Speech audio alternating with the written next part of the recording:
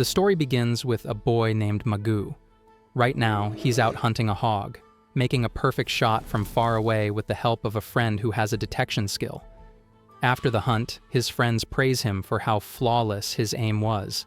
He gets a little shy, but also happy that he's finally being useful, even though he still hasn't received his skill yet. In this world, everyone receives a skill from God once they reach adulthood.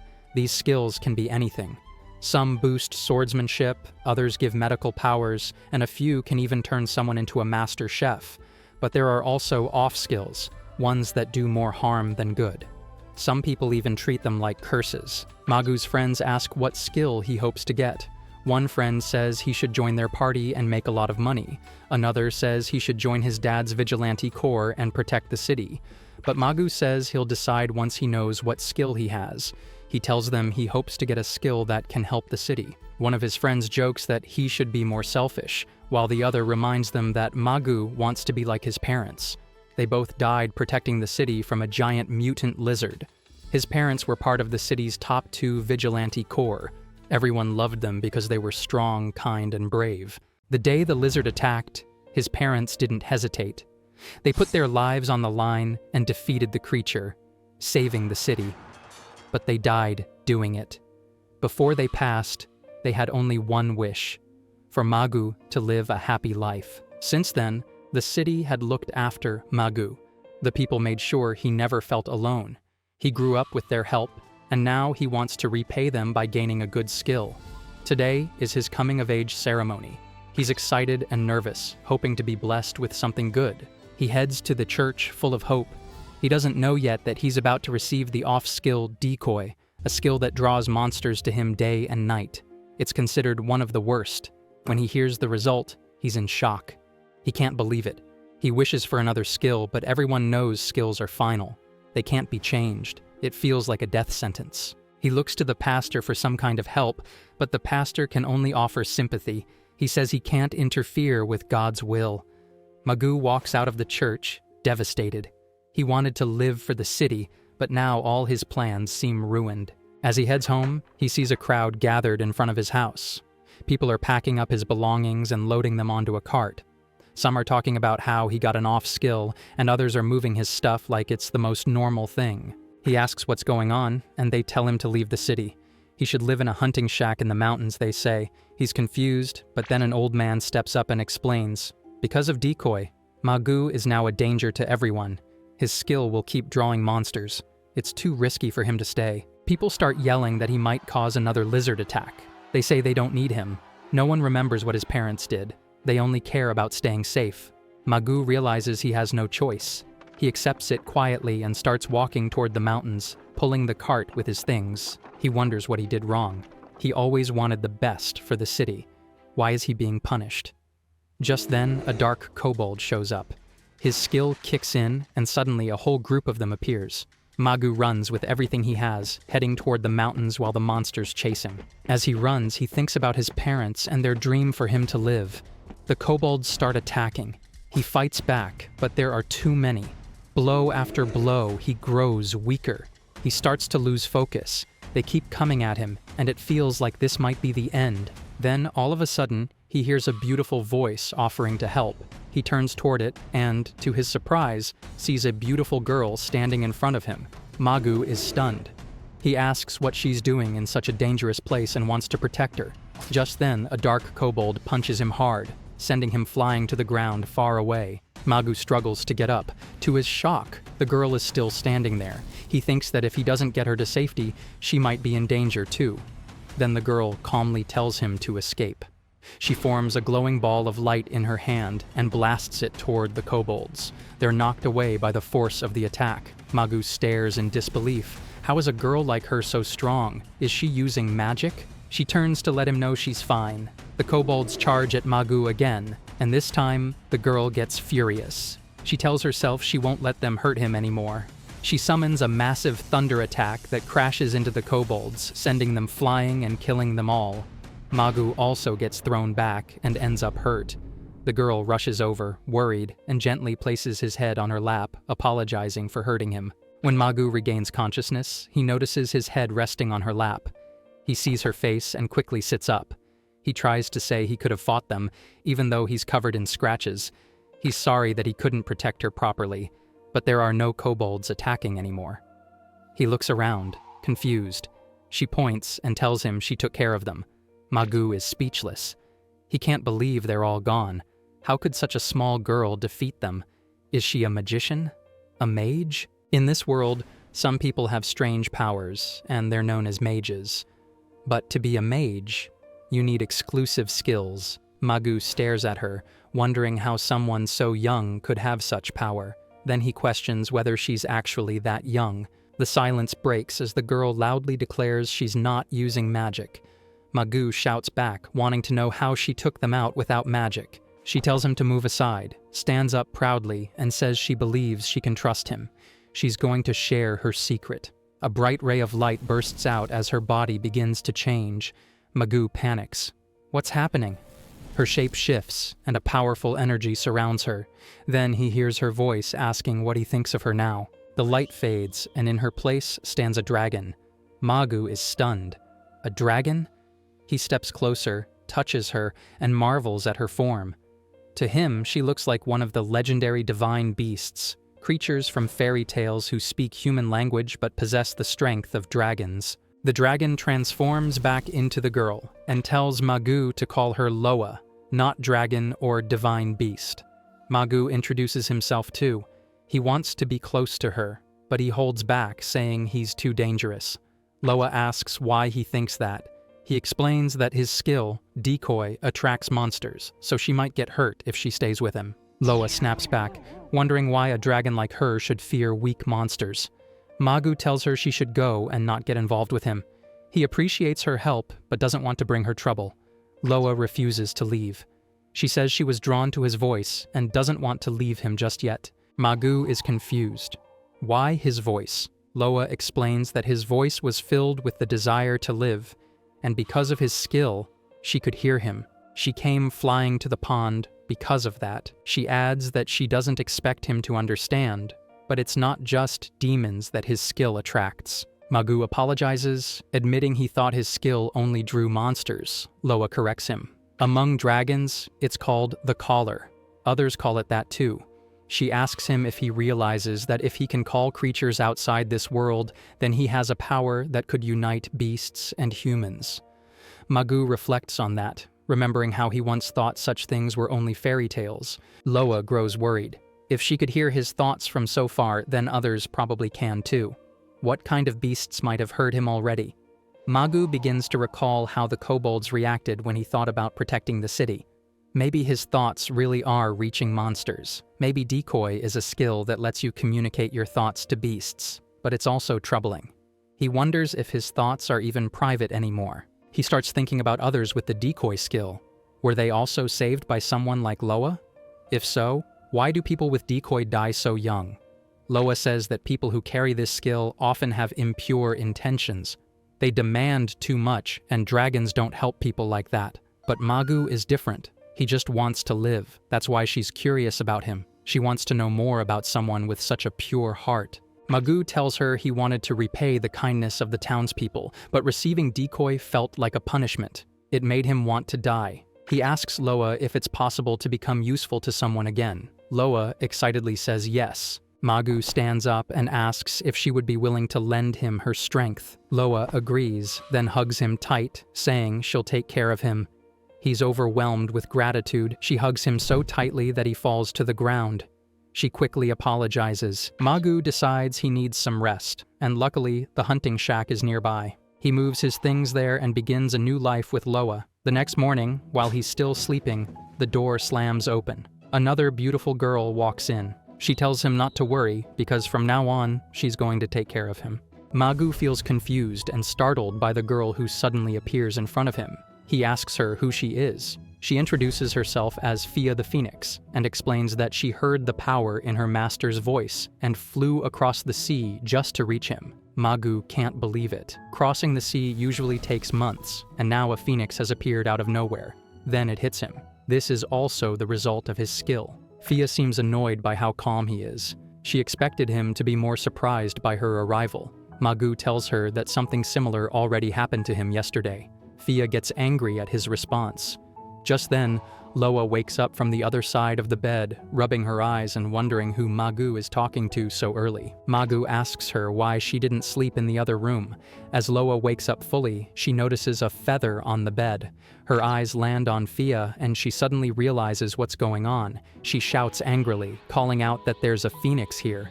Fia also gets angry and fires back, demanding to know what a dragon is doing here. Magu tries to stop them, but both of them explain that dragons and phoenixes have never gotten along.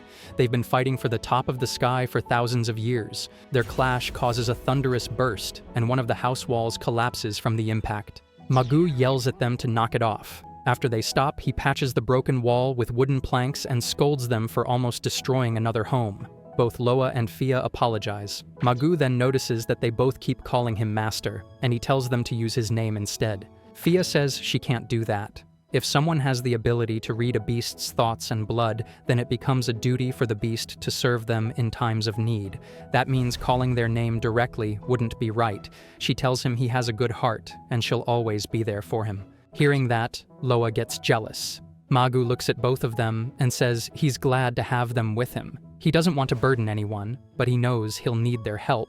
He asks them to try getting along since the three of them will be living together now. Loa, being kind-hearted, agrees. Fia also decides not to back off and promises to get along too. Magu thanks them both and suggests they head to the dining table for breakfast. While eating, he explains that they have enough food for the next few days, but they need a proper way to gather food if they want to survive in the forest. He tells them there's a place nearby where they can find wild vegetables and water. It's not ideal, but securing a field and digging a well are their best options. After breakfast, they head out to look for clean water. Magu feels excited, but as he starts pulling the cart, he realizes his injuries still hold him back. Fia and Loa rush to help him, but he waves them off, saying he can handle it. If anything dangerous appears, he wants them to be ready to fight. Fia looks at him with concern, saying she just wants to help. Magu insists, saying pulling the cart works as rehab. Both Fia and Loa begin to wonder why Magu is living out here instead of going back to his hometown. Then it becomes clear. He was kicked out. They both get furious and want to punish the townspeople, but Magu quickly distracts them by pointing at a pond nearby. Loa gets excited and runs over to splash around in the water. Fia stays back, saying she doesn't want her flames to go out, but Loa playfully throws water at her anyway. This sparks another argument. Magu steps in again to break it up. Fia notices that Magu is flustered because her clothes got soaked and turned a bit revealing. She teases him about it, and Loa gets even more jealous. Eventually, they all start working together. Fia and Loa help Magu gather water, pick vegetables, and collect medicinal herbs. Magu feels genuinely grateful for their help. Just then, Fia suddenly grows serious. She senses something coming from deep within the woods and warns Magu to stay alert.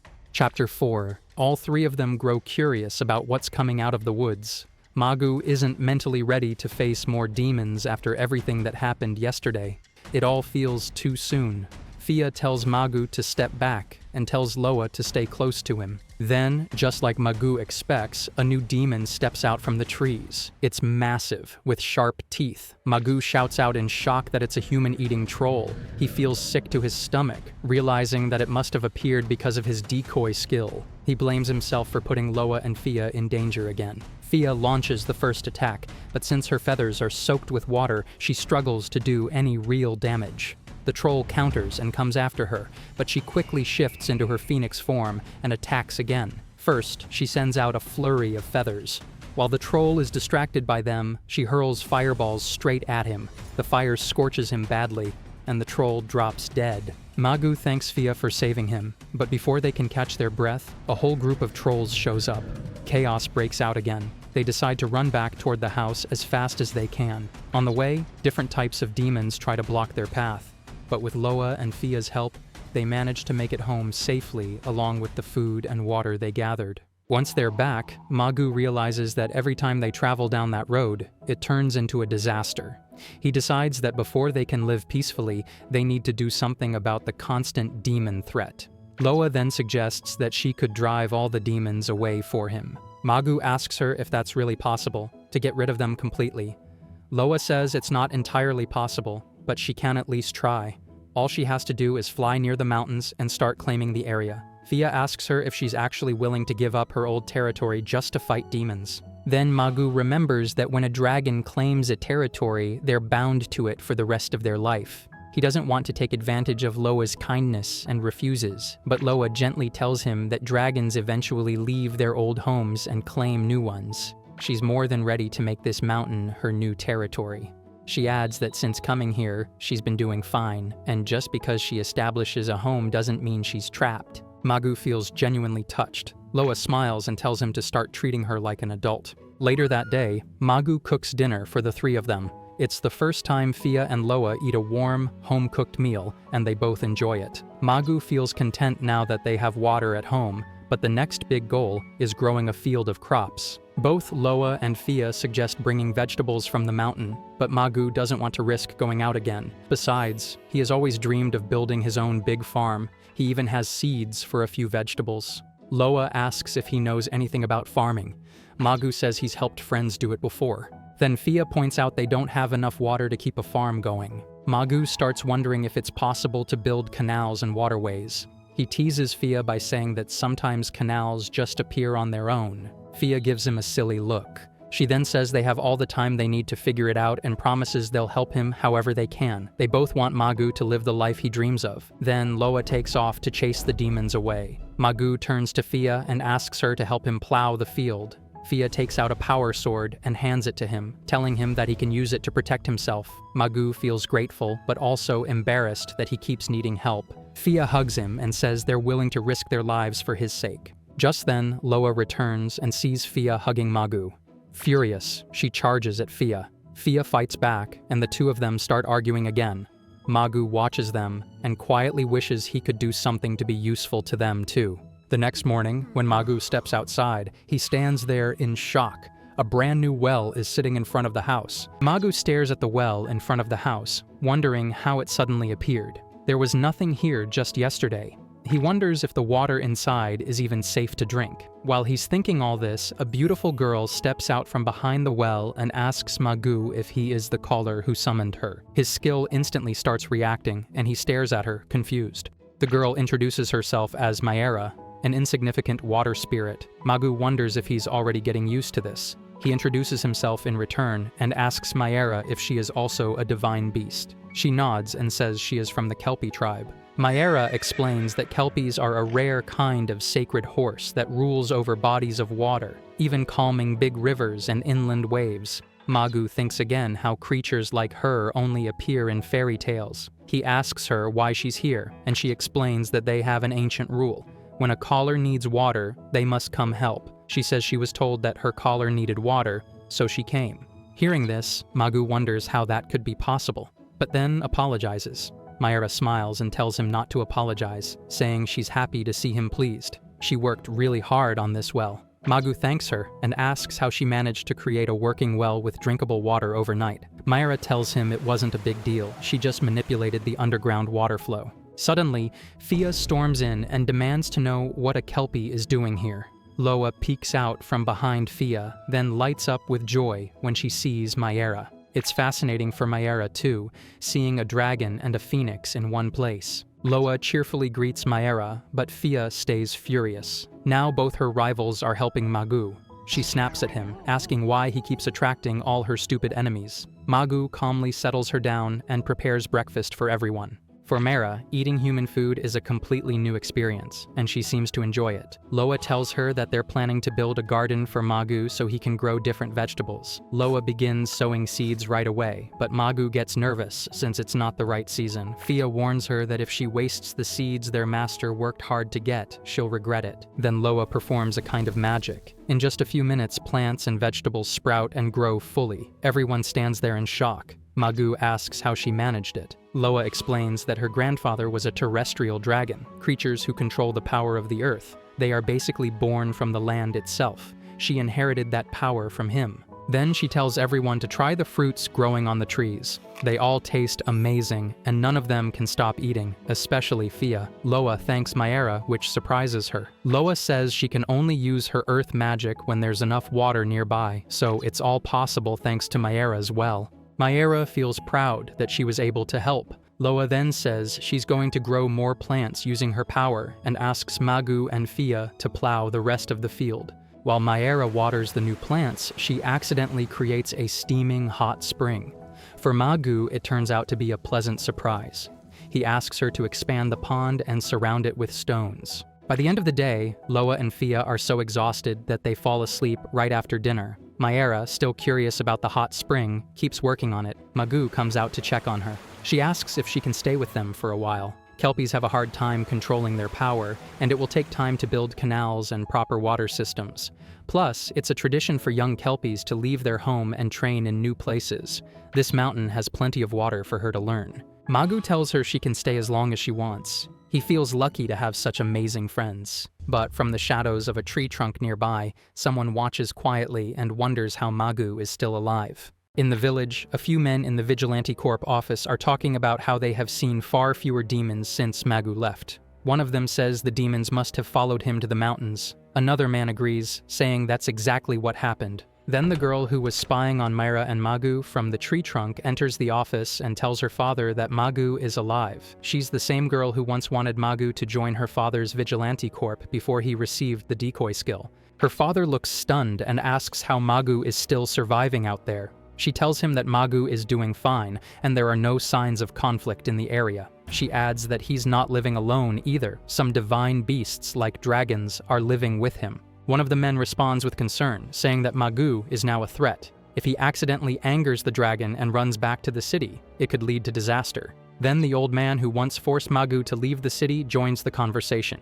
He suggests that the only way to fix this is to kill Magu now, since he keeps attracting more and more beasts. Hearing this, the girl and another young man who used to be Magu's friend both look deeply worried. Meanwhile, in the forest, Magu is trying to use the sword Fia gave him. The blade releases bursts of flame, and Magu feels strange wielding such power. He knows he's not a magical creature, but using the sword makes him feel different. Then he notices Loa staring at him with a pouty, jealous look. He asks her what's wrong. Loa admits that she also wants to give him something meaningful, just like Fia did. Magu tells her that she's already done so much. She was the first one to save him and has a special place in his heart. Loa explains that she wants to protect her caller, and she's ready to give him a portion of her power. Both dragons and phoenixes have a tradition of doing this. Fia had already infused her power into the sword, and Loa wants to do the same. She shares a story passed down in her family. Long ago, a being known as the Demon God appeared and tried to rule the world with fear. But a man who had bonded with many divine beasts rose up and defeated him by uniting their powers. However, the man lost his life in exchange for victory. Then, Loa pulls out her sword and offers it to Magu. She says she wants him to use her power only to protect himself. Magu is deeply touched. He replies that he also wants to use it to protect her. The care between them is clear, and both of them smile, feeling the bond they share. Magu, now feeling more motivated than ever, heads out to hunt rabbits for dinner. While hunting, he reflects on how these divine beasts are the reason he's still alive. He doesn't even miss the city anymore. He wants to repay their kindness, so he decides to take the lead on food, housework, and heavy lifting. Then, suddenly, a group of armed fighters appears in front of him. They declare that they've found him. Magu is stunned. He can't believe they made it this deep into the mountains. The fighters start beating him until the old man from the Vigilante Corps steps forward and tells them to stop. He accuses Magu of being a danger to the city. He says Magu used his decoy skill to lure a dragon here, and now the only safe option is to kill him. The old man orders the group to finish Magu off. As they attack again, Magu fights back with everything he has. He's furious. First, they banished him from the city, and now they want to kill him just for trying to survive. The old man tells him to stop being selfish. He reminds Magu that the city raised him and took care of him. Magu realizes that there's no way out. The old man is strong enough to turn multiple kobolds into ash in seconds. Even so, Magu refuses to go down quietly. He warns them to leave, or he'll destroy their city. He also tries to explain that dragons are not like regular monsters. They can speak and understand people, and they don't randomly attack. Suddenly, an arrow flies from the woods and hits Magu. It's one of his old friends from the Vigilante Corp. Magu gets injured when the arrow hits his shoulder. Then he sees a feather attack flying toward the fighters. He instantly knows it's Fia. He suddenly remembers that he has Fia's sword, so he can borrow her strength. The old man throws a fireball at him, but Magu manages to block it using Fia's sword. He realizes that just this sword alone is strong enough to counter their magic. Then the old man attacks him again, this time with large water bullets. Magu thinks that maybe Fia's sword isn't the best choice against water, so he quickly pulls out Loa's sword instead. The attack gets blocked again. The old man is shocked, completely confused by what's happening. Magu isn't a wizard or a mage, he's even less than a sage. How does he have such incredible powers? Magu tells him that this is the power of decoy, the skill that the old man and his people cast aside. This strength comes from those who have chosen to stand with him. The old man replies that he's right, and that's why Magu is now a real danger. They attack again.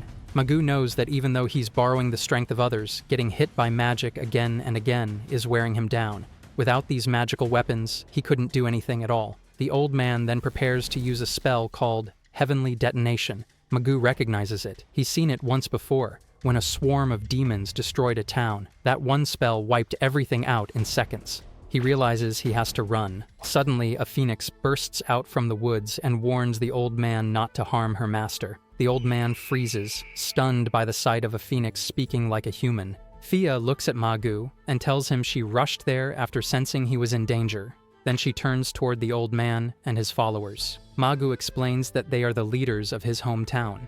The old man yells again, asking how much more chaos Magu plans to bring. Fia frowns, disappointed by how cruel they are. She says she wants to punish them herself. Then, someone even angrier appears. Loa shows up in her dragon form. She tells the old man not to mess with her territory. Now that they've hurt her master, she demands to know what they were thinking. The old man and his men are too terrified to answer. Loa glares at them and shouts for a response. Magu can feel how furious she is. The old man stutters that he had no idea Magu had earned the protection of divine beasts. He says he just wanted to keep Magu away from the town. Loa doesn't accept it. She says she wants to send him all the way to the afterlife. Then she asks him if he knows why the gods gave humans the skill decoy. Has he ever even thought about it? The old man replies that it's just a cursed skill that draws in demons. Fia cuts in, saying that humans have forgotten what the caller truly means. In the old days, when demons invaded or disasters struck, the caller was the one who could communicate with divine beasts and ask for their help. A caller is someone who bridges the worlds of humans and beasts, keeping the balance for everyone. She adds that legend says a caller is born when the world faces great danger. If you are weak, wouldn't you want power like that? Then Loa says it's pathetic that they didn't know any of this. Magu tells the old man that these divine beasts are not like other monsters. They can think, speak, and reason. If anything happens to the city, it won't be their fault, but his. Magu says that he's not trying to cause trouble. He's not going back to the city. He just wants to live here in peace. He says that the only thing protecting the town now is these divine beasts. It's the last thing he can do for the people who raised him. So he asks them to leave the mountains and let him be. That way, they can all live safely. The old man admits that he has no right to argue anymore. He misunderstood everything when Magu first contacted the dragon. He apologizes and says goodbye, hoping never to cross paths again. Both Loa and Fia are amazed by how kind Magu is. Fia says that if she were in his place, she would have blasted them already. Magu tells her he's sure the old man won't come back. He probably just wants to avoid Loa and Fia from now on. That seems to satisfy both of them. As they head back home, they wonder where Mayera is. Magu starts to worry. He hopes she didn't get hurt because of him. When they arrive, Mayera is there waiting with a few strange men. She's relieved to see Magu is okay. Loa tells him that those men barged in and shouted at her. Mayera decided to handle them herself and asked Loa and Fia to stay close to their master. Magu thanks all three of them. Loa then flies off to remove the men from the mountain while Magu promises to make a good dinner for everyone. After dinner, Loa, Fia, and Mayera all fall asleep. Magu sits there quietly, thinking about how he never wants to put them in danger again. From now on, he just wants a peaceful life. Then, out of nowhere, a black cat walks past him. A week has passed since the chief and his men attacked the mountain. Magu and the divine beasts are now living peacefully without any trouble. With Loa's help, they manage to grow a variety of crops, and Magu takes on the responsibility of watering them. He wants to handle these chores himself, since he has relied on the divine beasts for almost everything up to now. After finishing his work, Magu decides to relax in the hot spring. As he bathes, he feels completely at ease and reflects on how much his skill has changed his life. He never imagined he would ever get to live such a peaceful and comfortable life during the day. The water is so soothing that he almost dozes off when Fia and Mayera show up, saying they also want to bathe in the hot spring. Magoo gets flustered and tries to stop them, explaining that in human customs, hot springs are usually separated for males and females. Mayera tells him that she wants to train Fia in handling water. Fia shares that she tried to mimic Mayera's training after watching her, but she almost drowned before Mayera rescued her. Magoo allows them to enter the hot spring on one condition: they have to stay covered. Both of them agree. Fia jokes that she used to think taking a hot spring bath was like boiling in a kettle, which makes Mayera laugh at her idea. While they chat, Loa suddenly appears and tells Magoo that she has finished hunting her prey. Magoo compliments her for doing a great job guarding the area and thanks her for her hard work. Then, Loa hops into the spring too, making Magoo even more embarrassed. In the middle of their lighthearted moment, they hear a soft, meowing sound. To their surprise, a small injured black kitten is hiding in the grass. Magoo picks up the kitten gently and strokes her fur. Loa finds the kitten adorable and wants to play with her. Magoo wonders aloud if the kitten might be a monster. Loa answers that it is hard to tell right now, since the kitten is still so small. Monsters usually don't reveal their true form until they grow. The kitten begins to play with them, and she seems far too cute to be dangerous. Fia finds it strange that the kitten could even enter Loa's territory. Since this land belongs to Loa now, no monsters should dare cross it. Magoo suggests that if the kitten isn't harmful, they should help her. He points out that even if the kitten turns out to be a monster, she is still just a child. Letting her die here would be cruel. He decides to prepare some food for her and asks everyone to head back to the house. Once they get home, Magoo pours some soup into a bowl for the kitten. She starts drinking it right away. He tells Fia that he wishes they had some milk, but he hopes the soup will be okay. Fia replies that monsters are tough and usually eat whatever they can find. Mayera helps the kitten recover, making sure she gets enough rest and care. Even though the kitten is doing better, they all remain puzzled about how she ended up inside Loa's territory. It should have been impossible for a monster child to enter without being noticed. Magoo wonders aloud if another divine beast might have appeared nearby. Fia thinks that if that were the case, they would have sensed its presence already. Loa suggests that the kitten might have come from somewhere hidden, like a cave. This possibility makes sense to everyone, so they decide to explore the mountain after lunch. After lunch, they all head out to explore the mountain. As they follow Loa's voice through the trees, they find her standing near a dark cave. She tells them it's a kobold nest and explains that it's a lot like the place where she was born: cool, dark, and quiet.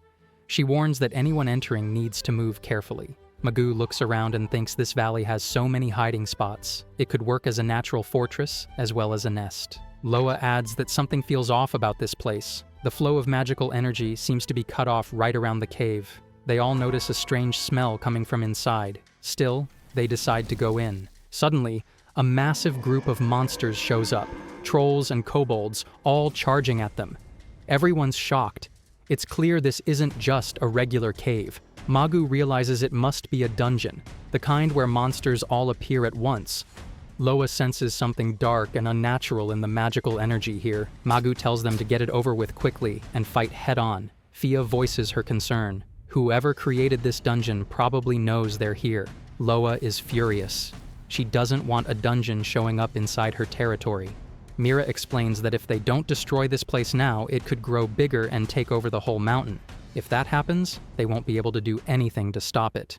They wipe out the monsters and move deeper inside. The cave turns into a winding maze, like something out of a fairy tale. Mira says they need to reach the very back of the dungeon. If they kill the boss monster there, the dungeon will shut down, and all the younger monsters will slowly disappear. Loa urges Magoo to defeat the boss as soon as he sees it.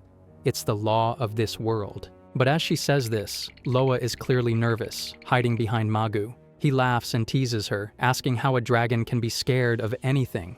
Loa insists she's not scared, just not good with dark places.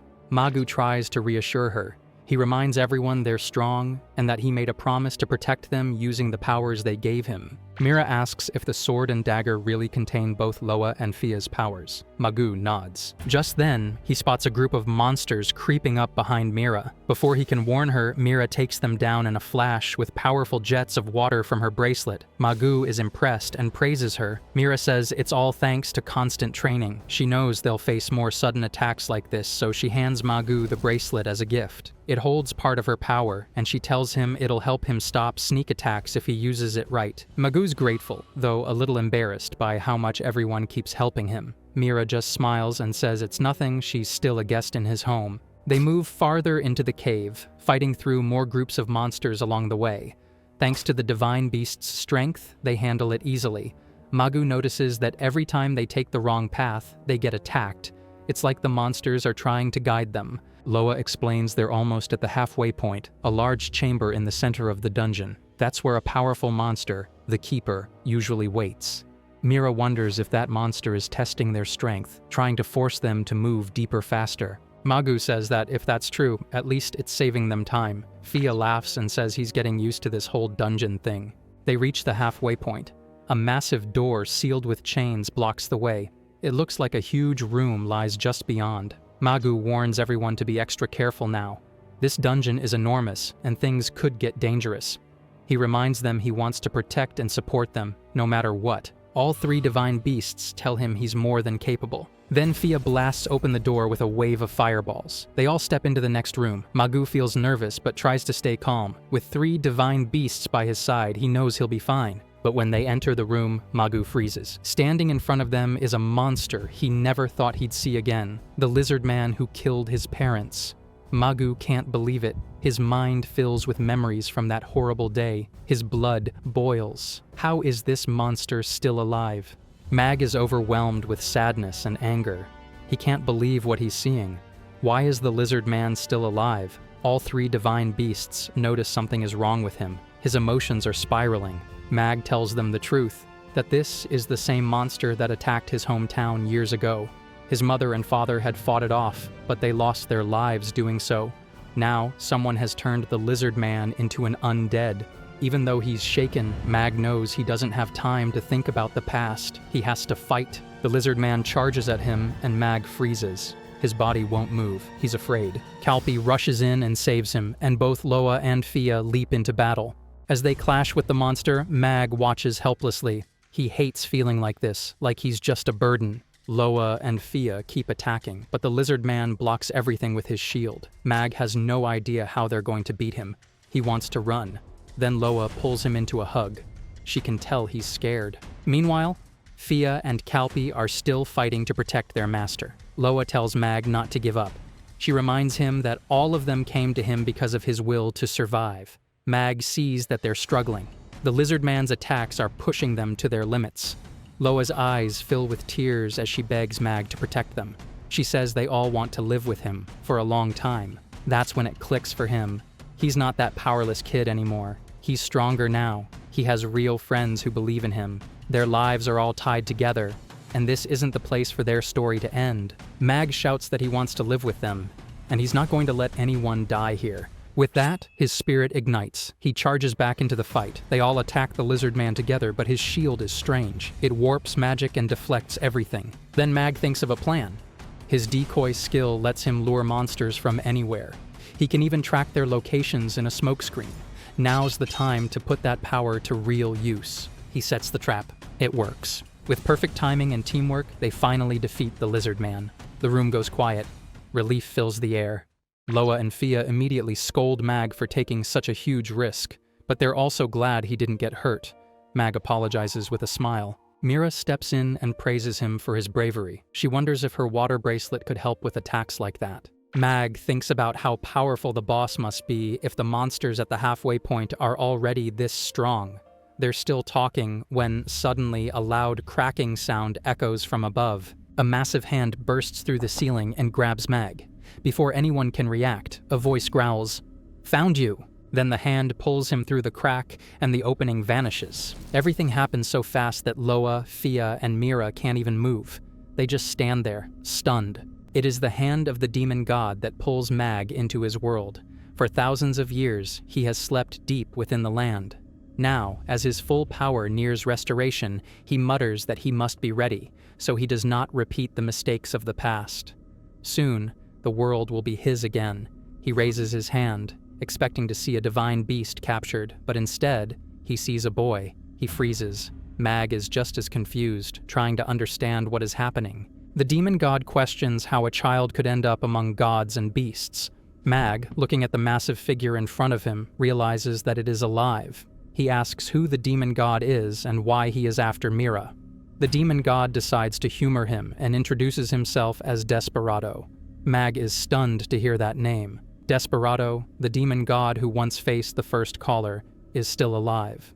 Desperado explains that he is one of the 7 demon lords and that he governs this dungeon as one of its pillars. Mag can hardly believe what he's hearing. 7 demon lords? That means there are 6 more like him. Desperado says he had been waiting for divine beasts to enter the dungeon, hoping to devour them.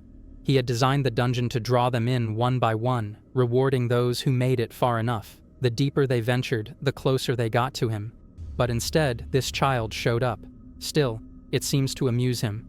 As a reward for making it this far, he plans to let Mag become another one of the wandering ghouls in the dungeon. Mag immediately pulls out his sword and attacks. He yells that he won't let Desperado get his way. Desperado easily blocks the strike with his sickle. He's intrigued that a mere boy can wield such power clearly borrowed from divine beasts. He stares into Mag's eyes and sneers, saying he reminds him of the first caller. The memory clearly disgusts him. He declares Mag deserves death.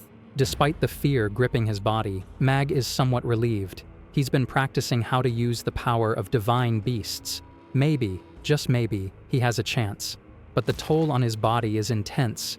Desperado questions how Mag is using both Phoenix and Dragon powers at once and wonders aloud if Mag is this era's divine beast tamer.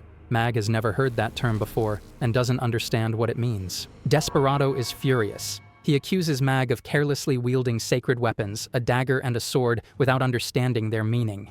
He calls Mag foolish for jumping into this fight. Mag attacks again, but the sickle blocks it. Desperado counters, but Mag manages to summon a water shield using the water bracelet. This surprises Desperado. A Kelpie's power too? Just how many divine beasts has this boy bonded with? Mag strikes with a water jet and actually injures him. Enraged, Desperado bellows that he will never forgive such an insult. He hurls his massive hand at Mag, but Mag blocks it with the dagger, sword, and bracelet combined. Desperado explains that the air around him is made of ultra-dense magical energy. It blocks physical attacks and can even form a barrier against all magic. With this ability, he became one of the world's most powerful demon lords. Still, he once lost to a human who brought beasts with him. That human combined their strength and pierced his barrier. Alone, each beast was no threat, but together, they became unstoppable. That battle injured Desperado so severely that he had to sleep for thousands of years to recover. Now he's determined not to repeat that failure. He will not let a human beat him again. Desperado strikes again with his giant hand. Mag survives, but he is almost out of stamina. The non-stop battle and overwhelming pressure are pushing him to the edge. Desperado senses this and keeps pressing. Mag realizes he's nearing his limit, but he also knows that if he wants to protect his friends, he has no choice but to fight. He pushes himself to endure. Then he senses something strange. The demon god seems to be getting closer. No, he's getting bigger. Desperado tells him it is already too late to avoid what's coming. The demon man attacks Mag with a barrage of air daggers. Mag thinks that if even one of them hits him, he won't survive. There's no time to hesitate. It's all or nothing. The demon man finds Mag's despair amusing. He wants to savor this thrilling moment. Mag creates a water shield, but even that can't withstand so many attacks and starts to crack. Then the demon notices Mag's eyes. He says, "Those eyes, those strong eyes overflowing with life." That life is sparkling in his eyes like he's here to kill him. He says he was almost destroyed once by someone he despised who had the same kind of eyes. So, one last time, he tells the divine beast tamer that he isn't weak. He endured the demon's attacks and even made him feel fear. He might have been the demon's greatest enemy. Still, his body isn't fully used to the power of the 3 divine beasts. It's clear that Mag has reached his limits, and now he has no chance of winning. Mag says he's right. He feels like he's reaching the limit of how long he can use these powers, but he will destroy the demon before that happens. The demon shouts, "Nonsense, you inferior species," and attacks Mag with his sickle. To his surprise, Mag blocks the attack using the dagger, the bracelet, and the sword. The demon wonders why Mag hasn't collapsed yet. His body has clearly gone past its limits, yet he's still standing. Mag says it's simple. It's because he can't die here. He says he thought he would die for the good of the city when he received the decoy, but then he met everyone who helped him. He realized there's still so much more he can do. Now that he isn't alone, now that there's someone waiting for him to return, he can't lose to someone who's targeting the people he cares about. Mag says this is the power of the divine beasts that rule over this world. He doesn't mind using up his body for this. Then he asks the weapons of all 3 divine beasts to lend him their power. Meanwhile, the demon god attacks again with his sickle. Mag's swords shake from the force, but he picks them up again and strikes back. The demon tries to block the attack, but fails. He wonders why these impossible things are happening. He says he knows this strange feeling. This Desperado was awakened. He always thought it had something to do with the power of the divine beasts, but it's something else. He says he was drawn to Mag. Mag asks, "No way, a reaction to his skill?" The demon tells him it isn't his skill, it's his fierce spirit, the one that keeps fighting through hardship and even survives against a demon god. That's what drew him in. The demon says this strength, whether good or evil, is where the bravest souls belong. Someone who can defeat a demon lord isn't just human anymore. That kind of power will surely pull him into more battles. He tells Mag to be ready for the harsh and terrifying fate that lies ahead. Mag says he'll fight for his life and to protect those he loves. As he says that, he stabs the demon's body with his dagger. The demon dies, and with that, everything ends. Mag wakes up and finds himself in his room. He sees Loa walking in, holding a bowl of water. As soon as she notices he's awake, she rushes to him. She hands him the bowl and hugs him tight, crying as she says she was really scared something might happen to him. Then Fia bursts into the room, shouting "Master." Mag tells them they're being a little loud. Fia says that when they found him, he was covered in blood, and they had no idea if he'd survive. Mira stayed by his side for 3 whole days and nights, trying to heal him. Mag is shocked to hear that he's been asleep for 3 days.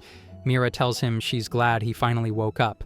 Mag apologizes for making them worry, but everyone's just happy that he's okay now. Loa then curiously asks what happened inside the dungeon, since when they got there, they saw something disappear right next to him. Mag tells them who was there. "Demon Lord Desperado," he says, and everyone shouts in disbelief. Loa says the dungeon master really was a demon lord, and to think they had no idea there were 7 of them. Fia praises Mag, saying he managed to turn things around and beat a demon lord. Mag replies that it only happened in the final moment. Fia wraps her arm around his shoulder and teases him, saying that's just what she expected from him. Loa yells at her for hurting their master. Then Mira walks in and tries to heal Mag again, placing her hand on his chest. Mag's face turns red with embarrassment because she's so close. Loa gets jealous and says she's going to leave him because of Fia and Mira. Mag calms her down.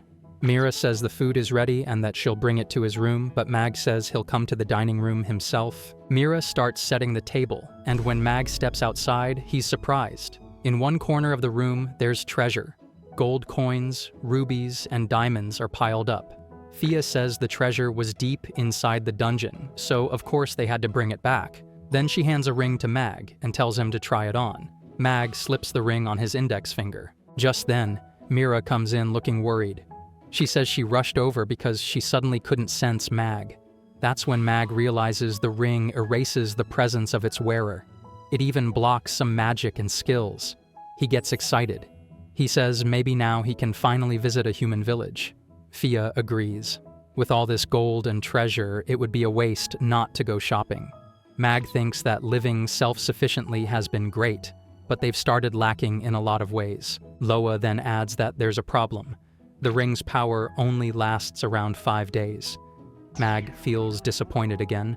Loa explains that because the caller's power is so strong, that's the ring's limit. Still, she says they can do the shopping for him once they're in the village. Mag says that even though 5 days isn't much, he should be happy. He once thought he'd spend his whole life in the mountains, so he's ready to take this opportunity. Everyone gets excited about the trip. Mag climbs onto Loa's back and Phoenix offers to carry Mira since she can't fly. They all take off toward the village. Loa shields Mag from the wind, and Mag tries slicing through clouds with his sword. Loa says that holding his sword like that makes him look like a legendary dragon rider. She says most dragon riders are also callers. While flying, they notice a huge animal footprint in the forest below. They're all surprised. Loa says something massive passed through there. Mira wonders if it could be one of the 4 great divine beasts. She says it's said to be a giant monster far beyond normal size, a walking disaster. But since they're not heading that way, the chances of running into it are low. Suddenly, the kitten pokes her head out from Mag's jacket. He says he didn't want to leave her behind, so he brought her along. They remind the kitten not to do anything dangerous. Loa realizes that Mia-chan, as they've named her, is just a monster that got thrown out when the dungeon collapsed. Usually the other monsters vanish too, but she stayed because of her bond with them. Soon they arrive somewhere, but to their surprise, it's not the village. It's the royal capital. Mira says that if Fia and Loa go into the city looking like that, they'll cause a huge commotion, so they should land a little farther away. Loa remembers flying here a long time ago. They all find the city incredible and huge. Mag says he knows they're impressed, but they need to get moving. Loa asks everyone to stay close since the city is so big. Their first stop is a jewelry shop, where they exchange some rubies and coins for money. Then they start shopping. Fia and Mira try ice cream and other tasty foods. Loa, however, buys some books at the library, which surprises Mag. Loa says the book was interesting but hard to understand, so she wants something easier to read. Since she'll be living with Mag, she wants to learn some human writing too. Mira then suggests they find an inn before it gets dark. As they start looking, they don't notice that a girl is watching them from behind. After they finished shopping, they decided to relax and enjoy a nice meal at an inn. The innkeeper told them there was a public bath for women, so they thought it would be a great way to unwind. Loa invited Mag to come along, which instantly drew everyone's attention. Embarrassed, Mag quickly excused himself and stepped outside to sit near the fountain with a drink in hand. At first, there was no one around, but then he heard footsteps. Curious, he called out, asking if someone was there. A beautiful girl appeared in front of him and gently said she meant no harm, apologizing for startling him. Mag soon realized she was a beast, though when he mentioned it she seemed offended and asked him not to compare her to wild creatures. She introduced herself as Kuzunoha, a 9-tailed fox who had lived through countless ages. She explained that 9-tailed foxes were divine beasts spoken of in ancient legends, known for existing for thousands of years. Mag asked if she was a divine beast too, adding that she was doing an impressive job hiding it. Then he asked if she had the caller skill. Kuzunoha acknowledged his insight, saying the fact he could figure her out showed he had faced divine beasts before, and survived. That strength was why she came to see him. She needed to talk. She then invited Mag to be her tea companion, and he agreed without hesitation. They walked to her elegant and spacious home. As she prepared tea, she told him to sit wherever he liked. Mag noted how human her house felt. She told him she chose to live like a regular person in this city. When he asked why she settled in the royal capital, Kuzunoha said she had come several decades ago and found the place convenient. Since she was closer to immortality than a phoenix, a decades-long break didn't sound too bad. But with the city being mostly human, she had found it hard to make close friends who truly understood her. While she served the tea and filled his cup, Mag asked why it was green. She told him it was Oriental tea, something from her homeland she could never forget, so she had it specially delivered. She urged him to drink before it cooled, and they continued their conversation. Mag started sipping the tea, and Kuzunoha said she didn't want to only talk about herself. It would get boring. She wanted to know more about him and asked if he was willing to share. Mag told her everything, including how his life completely changed after he received the decoy skill. Kuzunoha could relate and understood how much that kind of change could shake someone's life. Mag explained that he only survived because of the people around him. Kuzunoha looked into his eyes and saw something powerful there. Suddenly, Fia, Loa, and Mira arrived in a rush to protect him. Kuzunoha welcomed them and offered them tea too. While Fia and Mira happily drank, Loa began scolding Mag. She said she thought he'd been kidnapped and that it was hard to find him because the ring was hiding his presence. She also told him it wasn't smart to follow any divine beast so easily. Mag apologized sincerely. Mira asked Loa to let it go since Mag was safe and they'd found him. She added that Kuzunoha didn't seem bad at all and that her tea and sweets were delicious. Kuzunoha said she was relieved the misunderstanding was cleared up, but she hadn't expected to meet 3 divine beasts with him. She said if a human could live peacefully with divine beasts, then the true caller of this era must have appeared, the kind that could even defeat a demon lord. Mag asked if the first caller had also lived with divine beasts. Kuzunoha said she'd only heard stories, passed down from her master, who had met the first caller. Loa asked if Kuzunoha's master was the silver celestial dragon, but Kuzunoha said no. Fia asked if Kuzunoha was still the head of the Oriental Divine Beasts, and if it was okay for someone like her to be casually drinking tea in a foreign land. Kuzunoha said this was her long overdue vacation. Her strict master had driven her to the point of running away. Then she took them to a magic shop. The place had a strange smell. Kuzunoha looked for the shopkeeper while Fia overheard a loud argument from inside. Eventually, a strange shopkeeper with a covered face came out. Kuzunoha told him she wanted to buy a grimoire. Mag wondered why she was buying a grimoire for him, since those were made for practicing sorcery. Kuzunoha explained that even though he wasn't great at magic, he could still harness the immense magical power of divine beasts. He had a natural gift for handling magic. He unconsciously transmitted his emotions in a way that reached the hearts of divine beasts and others. It all happened by pulling in the magic in the air. With a real grimoire, he could finally control magic properly. The shopkeeper brought out the last grimoire in the shop. It was small, not the big, heavy book they had expected. When Mag held it, the book started glowing with a soft blue light. It resonated with him. Kuzunoha then began trying to awaken the grimoire using her magic. A bright and violent light bursts out of the grimoire. Everyone starts to panic, asking Kuzunoha, "What is this?" But before everyone can react, she flings the grimoire high into the sky and a column of light erupts, illuminating the city. She wipes the sweat from her brow, puffing her chest with satisfaction that she has pushed herself. The grimoire then drops in front of them like the death note. They wonder what the hell is she doing, but she explains that this was a very tricky and dangerous situation, and if things had gone awry, the store would have been blown away. She excitedly reveals that they don't need to be afraid anymore.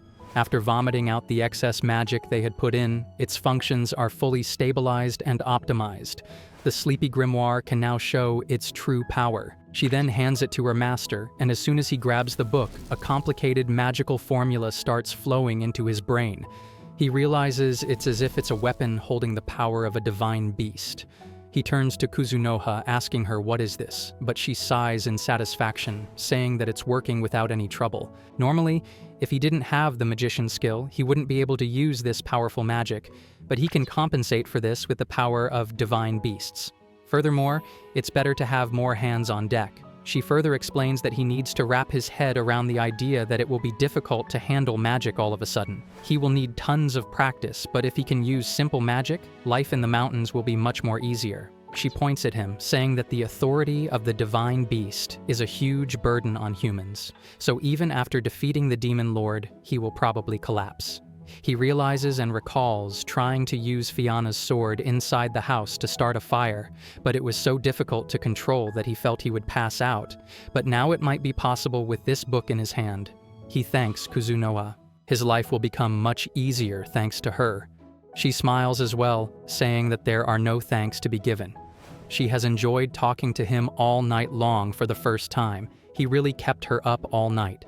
The merchant tells them that they can bring it along, but they must pay. Kuzunoha angrily yells that she will pay for it, and she ruins their romantic mood. But he insists on paying for it. After all, he is the man, and he was responsible for picking out the grimoire. He will also be the one who uses it, so it should be the least he can do. Besides, he is Big Daddy Moneybags with a lot of gold to sling. Everyone celebrates his wealth, and Kuzunoha also accepts it. After thanking the merchant for her service, they start roaming the streets. Kuzunoha says that since they have been visiting the capital from far away, there are a lot of places that they need to see that are really famous, though the others are not too enthusiastic. They just want to shop for things that they need, and if they look at it hard enough, the city alone is enough of a sight. but little Foxy tells them that there are giant temples at the center of the royal capital, and there are also a lot of famous restaurants that they should visit. She excitedly yells that the sun is high and it is too early to go back. She will show them around, while in reality, she just wants to spend more time with her friends. They are grateful, and they also want to look around to expand their knowledge, visit more bookstores, and also stuff their faces with delicious stuff. As they finally accept it, they visit the capital, which is a bustling town square with many mansions belonging to high-level merchants and Jeff Bezos. They also notice how humans tend to create huge houses for themselves once they make it big, and cleaning is a big drag. So they would also hire servants and leave cleaning to them. They will just pay the other humans to use their tools. Fiona crosses her arms, saying that humans are a drag. If the amount is so large and it is difficult to account for, her voice trails off. Annie says that the next time they go shopping, they should keep that in mind, and Fiona decides to try her best. Her rival, on the other hand, says that if she is a good kid, then maybe someone will rip her off, and she insists that she should go instead. Fiona says that the short, lowly dragon will be pickpocketed first. Everyone looks at them quarreling, and Kuzunoha wonders how she should stop them. If there is a fight between a dragon and a phoenix, the royal capital will be reduced to a hellhole. But he tells her that this is an everyday scene for them, and it's nothing. They wonder if the frontier is located near a demonic region or a hell, because the sky will burn, the land will be crushed, and water will dry up. But he laughs, saying that there will be no such things, and it will be okay. Sure enough, he calls them both, putting an end to their little argument. Kuzunoha can't imagine someone putting an end to a matter between a dragon and a phoenix, just with a few words. And is he really the most fearsome one of them all? They decide to go sightseeing even more. Chapter 15:2. They look at a gigantic tower rising into the sky. Everyone wonders, what is this tower? Are they in Italy? But Kuzunoha explains that this is the pillar of the divine beasts. It is here that they can see fairy tales about them. Everyone finds it interesting. And maybe the inside will be more amazing, and the art is supposed to be created by masters and is as beautiful as the sky. Kuzunoha teases him that if he doesn't hurry along, he will be left behind. He looks at a spiraling staircase, with the walls showing epic battles between mages and dragon riders. Kuzunoha explains that the origins of the legends of the divine beasts have been passed down in the country, and they have been painted on the walls. Everyone finds it amazing. Even the little dragon is surprised looking at pictures of her ancestors. This is a place that was created to preserve the achievement of the first-generation caller of future generations, and he laughs as officially the creator is unknown. Though, in reality, the first-generation caller and the divine beasts created it in their free time, and the person who started it was her master, and it took quite a bit of effort to complete it. After all, it's difficult to make interesting stories so that they will be passed down through generations. They finally reach the top, and after looking around, they find a gigantic orb. He starts panicking, wondering if it is the eye of a demon lord, an evil eye.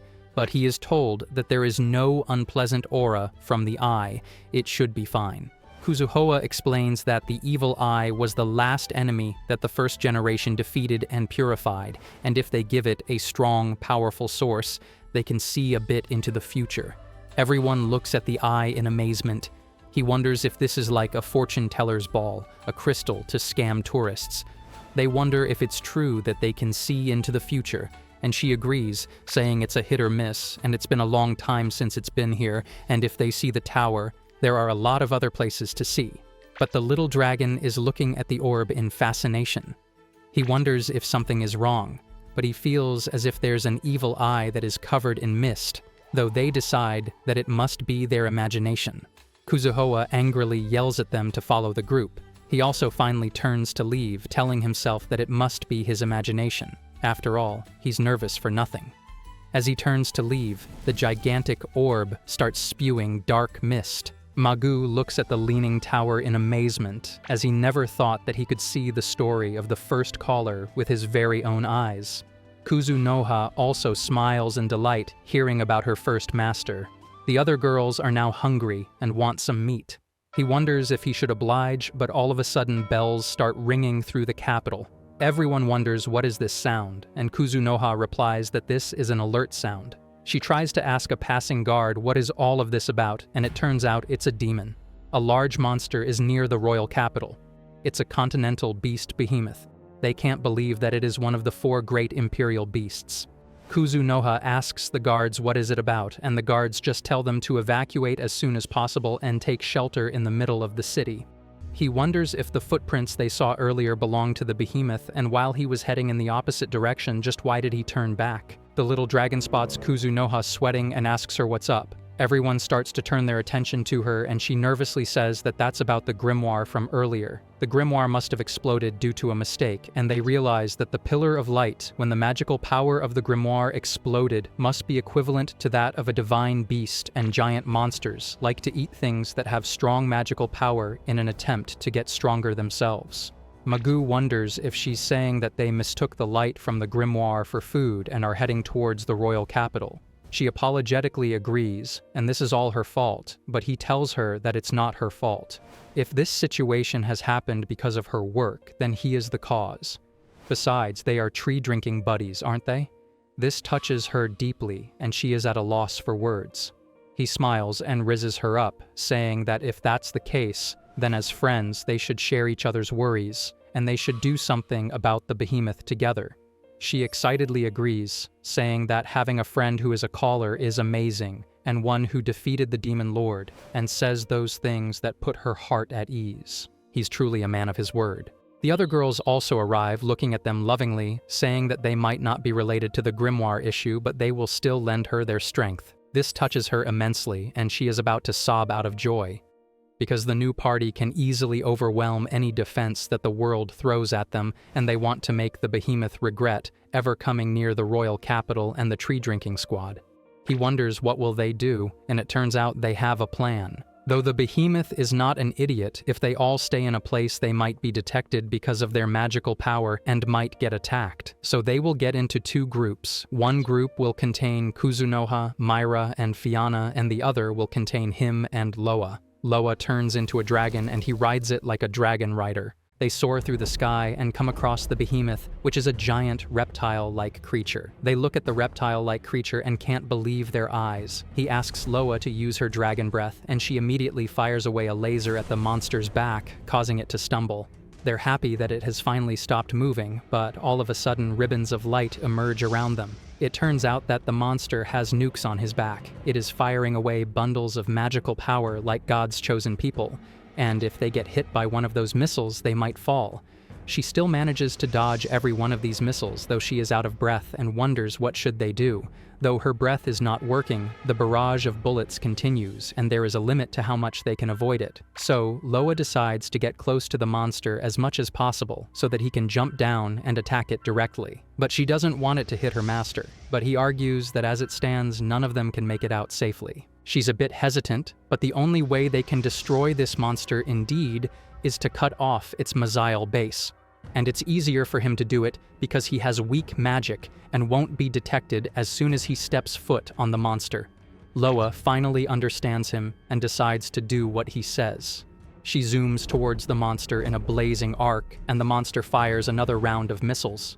One of them grazes him, but he manages to push through with courage. He slips off his ring and immediately barriers form, protecting him from the projectiles. He then brings out his sword, saying that if it's hard on the outside, then he will see how it is from the inside. He uses explosive burn to blow out the monster's back with his gigantic sword. He is glad that it's working and he can take advantage of this opportunity. But the monster all of a sudden starts panicking and almost shakes him off. But Loa grabs him in the nick of time. Fianna also arrives in a phoenix form, telling him that their preparations are complete. It's showtime, but a beam of laser separates them and they turn to see what is it. A dark and mysterious shape is flying through the night sky. He recalls having a very bad feeling from this unfortunate and unpleasant beast, and a large number of red rots are crawling through the forest. They wonder what it is, and it turns out the red dots are monster eyes. Fianna uses her enhanced wisdom and realizes there are 200 or maybe even 1,000 monsters. He wonders if this is his fault for having the collar skill, but Loa disagrees. After all, he was wearing the same ring a while ago. Fianna is at a loss for words, wondering why. The dark and mysterious monster has wings and arms and a long serpent-like body with a sharp peak, one of the great imperial beasts. It is the Sky Serpent. The Sky Serpent shrieks loudly. The shock waves of its cry send them flying away. They wonder what is up with her power. She screams louder than a cairn. Everyone looks up at the serpent, stopping in their tracks. They wonder what is the purpose of this army, and if is it that they are going after the behemoth's leftovers. He freezes when he hears the word leftovers and wonders if the people from the royal capital are in danger, because if the behemoth breaks down the city, the monsters can enter without any visas. It will be an immigration problem. Loa fires away a breath of fire to protect the good shops from getting destroyed. The blazing ray of energy tears through a couple of monsters, but there are too many, and 2 divine beasts are not enough to handle this mess.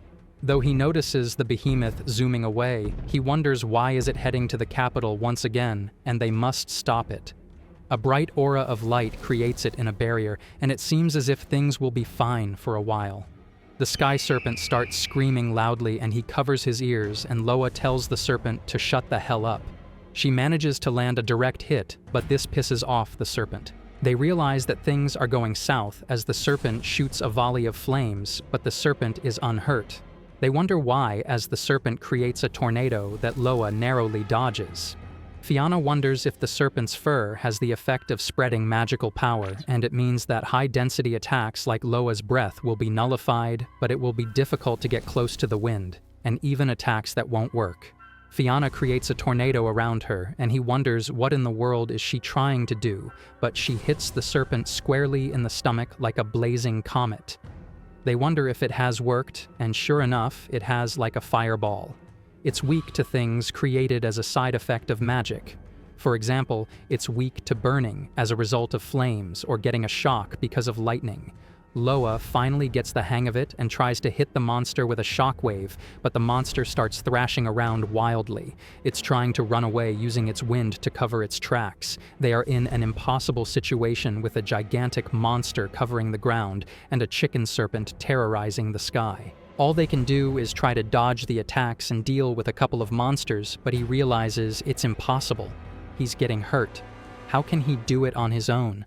Fiona tells him that there must be some kind of magic that he can use to create things out of thin air, and maybe he should make a bow and make himself useful. He's not sure if that would work, but they are buying time for him to act. He brings out his sword as everyone is trying their best without giving up, and he needs to do the same. He curses his weakness and flips through the grimoire to find something that can help his friends. He uses virtual matter manifestation, and a vortex of wind appears in front of him. It's the first time he's using magic, but he wonders how can he activate it so easily. But maybe the grimoire is the same as the dagger from Loa, as he can feel Kuzunoha's power, and it has made it easy for him to handle it. He plans to thank her later as he grabs an imperial bow. He smiles and is ready to throw hands and deal serious damage.